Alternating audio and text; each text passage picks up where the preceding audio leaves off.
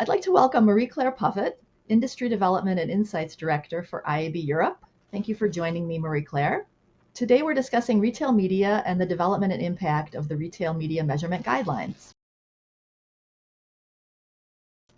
Marie-Clare, how did the guidelines come about, and could you describe the collaboration between IAB Europe and the IAB US to shape the final version? Of course, thank you. So for the in-store retail media measurement guidelines and definitions, we quickly realised that there was a need in this area for standardisation when we were first developing the IAB Europe measurement standards for on and off-site retail media campaigns, so kind of separate to in-store. So that topic kind of came up within our standards workshops, our feedback sessions, and our committee meetings, which combine kind of both the retailers, the retail media networks, the ad technology companies, the media agencies, and some of the buy-side stakeholders. So that's kind of how they came about and how we realised there was a need. It's a big kind of growth area. And in terms of the collaboration, we work very closely with the team at IAB US on this. We realised there's a need for standardisation to kind of go beyond just one region. We need to make sure we are coordinated across the pond, if you like. So we worked. So as I said, we worked very closely with the team at the IAB in the US. They'd already done some work groundwork in terms of looking at in-store media and how it works, and they produced a playbook. So that was kind of used as an original basis. How does having unified standards benefit global brands operating across multiple regions? Without uniform measurement practices across retail media networks, media buyers just can't compare apples to apples, if you like. They're comparing apples to oranges.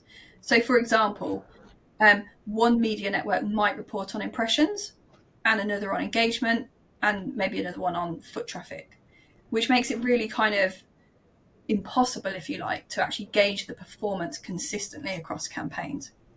So obviously this kind of lack of clarity, lack of uniformity is frustrating for buyers. They need standardized data to make those informed decisions about where to allocate budgets.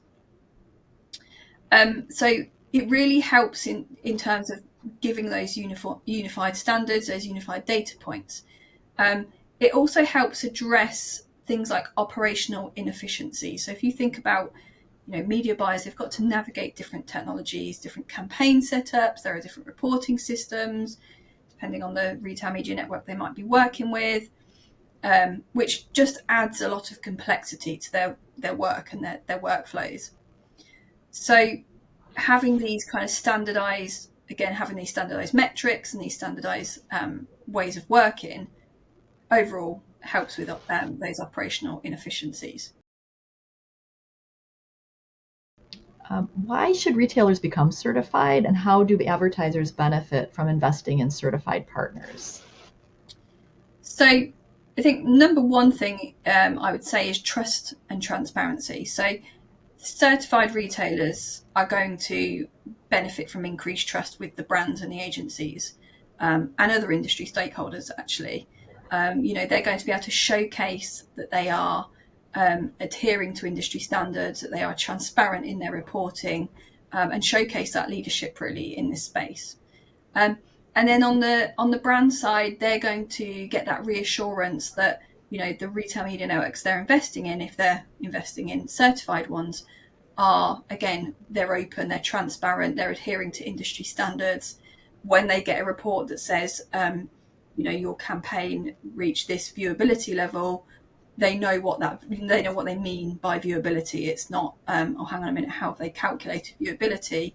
They know it's to the industry standards. So I think that's really the core of it, is that kind of transparency on both sides.